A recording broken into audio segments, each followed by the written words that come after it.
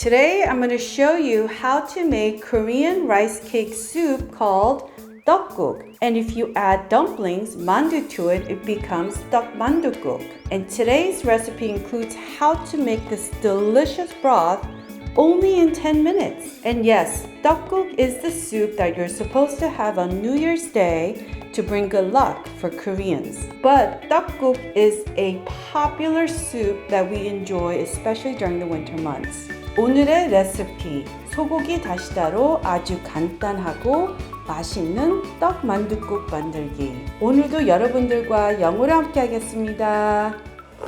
Oh, it's so good! Happy soon to be 2023! Wishing everyone all the best in the new year. 새해 복 많이 받으시고 더욱더 건강하세요, 여러분. This is Helen and welcome to Modern Pepper. Modern Pepper 헬렌입니다. These oval-shaped rice cakes are called TteokGuk. And you could find this at any Korean supermarket, or you could order these online, and the link will be in the description box below. For our one portion size soup, we'll be using about 150 grams of TteokGuk. And we are going to soak our TteokGuk in cold water for about 10 minutes.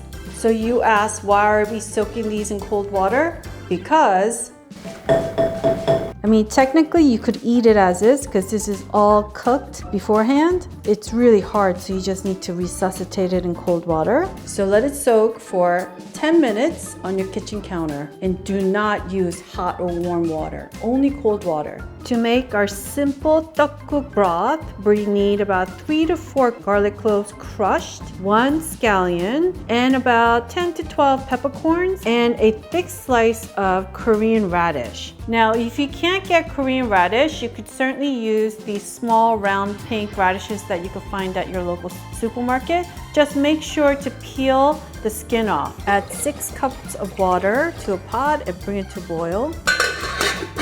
All right, our water is boiling nice. To our pot of boiling water, we're gonna add our garlic, Korean radish, our peppercorns, and we're gonna take our scallion, just fold it in half and put it in here. Now this is optional. This is dashima, which is dried sea kelp. If you have it, it's great. If you don't have it, it's not gonna make or break you. We're gonna add 2 small pieces of the dashima in here. We're gonna put our lid on it. We're gonna turn down the heat to medium and let this simmer on medium heat for 10 minutes.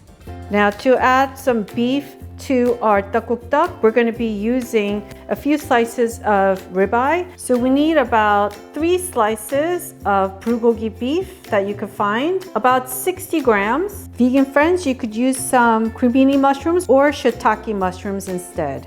We're gonna cut our beef into thin slices like so. So I have some water boiling in a small pan, and to this we're gonna add our beef cut like so, and we're gonna quickly blanch this for about good 2-3 minutes. This quick blanching is to remove the blood gunk as well as the fat from the meat. This is done, and we're gonna quickly pour this into a strainer. And we're gonna quickly rinse with cold water to remove any residue of the blood gunk, and then shake off any excess water. Add it to our bowl. So I want you to see how clean our beef looks. There's no blood gunk residue on it. So to this, we're gonna add half a tablespoon of soy sauce. All-purpose soy sauce is fine. 1/4 teaspoon of brown sugar. 1/4 teaspoon of sesame oil, a light dusting of gaesogum. This is crushed sesame seed salt, and a little bit of black pepper. And I want you to mix this up. Let it sit in this mixture while we get the rest of the soup ready. I want to share some quick tips to making TteokGuk at home using packaged broths and pre-made frozen broth. So TteokGuk broth could be made with 사골육수, which is bone marrow broth, and you could buy this prepackaged one. It's very thick, so I would add half water to this mix, and you could buy this at any Korean supermarket or order it online, and I'll have the link below. Or what I like to do is make my beef broth, 소고기 육수 ahead of time, and I freeze it. So this one has 2 bags in here, kind of stuck together. I have a recipe for this. Just follow the same recipe for my 갈비탕 recipe, and the video link will be in the description box below. And you could use this broth to make so many soups and stews that will just take it to another level of deliciousness. For garnishing our TteokGuk, we need 1 egg. I just want you to break it up once and then twice. Don't overmix it. It's prettier to have clusters of white and yellow egg. Some people also pan fry it and turn it into egg strips, but this is the easiest way that's super yummy. And we also need 2 pieces of toasted seaweed, kim, and then use scissors. I mean, you could just break it up using your hands too. And we also need 1 scallion for garnishing. I would just cut it down the middle, cut this one like so. Pick it all up and then add it to our plate. So it's been 10 minutes on medium heat, and we're just gonna take a look. Ooh, okay, look at that broth. That looks pretty good. Pull everything out and put it in a bowl, and then I want you to squeeze, pour any liquid in here in the bowl. Now we're gonna season our broth with some beef 소고기 다시다, beef 다시다. We're gonna add it here. Vegan friends, use ManDu, and the link for ManDu is in the description box. At this point, we're gonna season a little bit with salt. So before you do that, take a little bit and have a quick taste test. Okay, for me, just a little bit of salt would do. So I'm gonna season with some Korean sea salt. This is 천일염, and this has been aged for 1,000 days. And I'm gonna start with just half a teaspoon of salt. If you don't have this, just use any sea salt. Mix it again, and then have a quick taste test to see if it's salty enough, just the way you like it.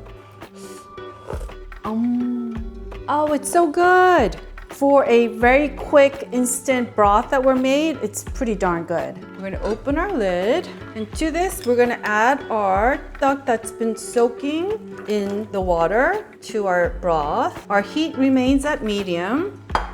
And at this point, if you're just making TteokGuk only, then put the lid on it and keep your heat at medium and come back in 2 minutes. But if you're making TteokManDuGuk with the dumplings, you have to use Korean mandu, okay? Not all Asian dumplings are the same. Korean dumplings are uniquely Korean tasting dumplings, okay? This one is obviously store-bought frozen, and we're gonna add maybe 4. I think 4 is good for 1 serving with it. So I just wanna say no one's sponsoring me. This is my honest opinion. This brand is literally the best for frozen Korean mandu, but I wanna caution my viewers. They have the same exact packaging at Costco, but the one in Costco, I don't know why, but it tastes like candy mandu. It is so insanely sweet. And Koreans, we don't eat sweet mandu, period. So if you're gonna get this brand, get the one at a Korean supermarket. Oh, and I also have a mandu recipe that you could check out if you are interested in making your own homemade Korean dumplings.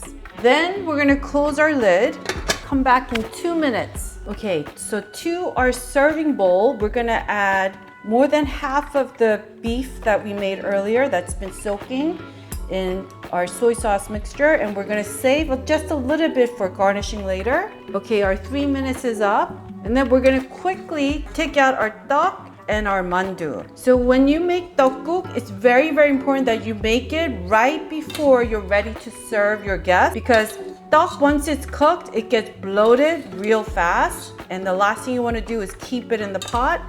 And the same goes for our mandu. So our serving bowl is gonna rest for about a minute while we get the egg and the scallions ready. And then we're gonna take our egg and we're just gonna pour it on one side, on this side, instead of going around and spreading it all over, because that's just only gonna create egg slurry, and that's the last thing we want. And for our scallions, I'm only gonna add, I think, half today. You could add more if you like. And then we're gonna put our lid on it.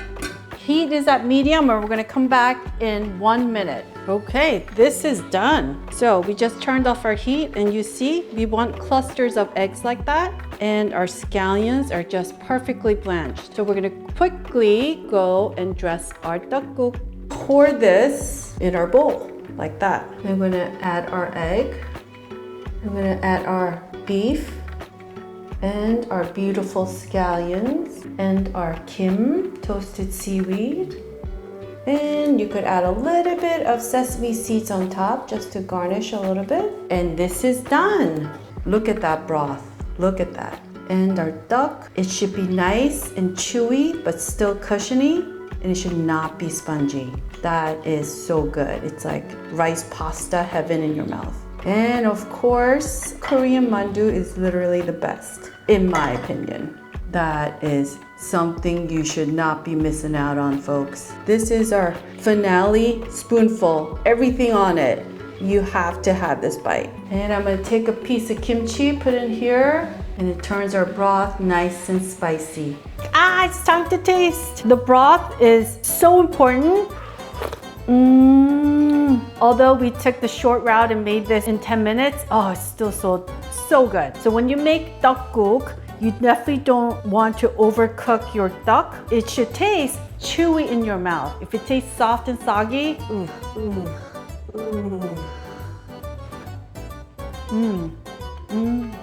As you can hear, it's just like perfectly cushiony but yet still chewy in my mouth, and that's the way you want to cook it. TteokManDuGuk is everyone's favorite because everyone loves the mandu and the duck together. This with kimchi together, so it adds a little bit of a spicy kick to it. It's pretty darn good.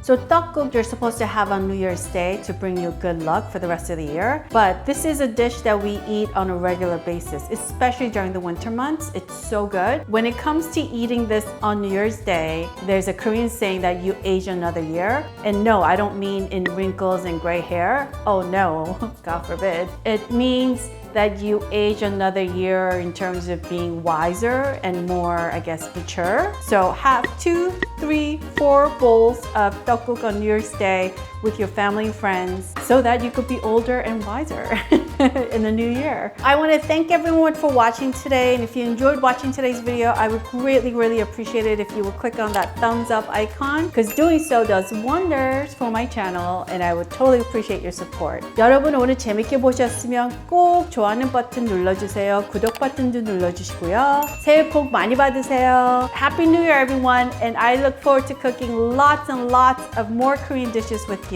And I will see you in the next video.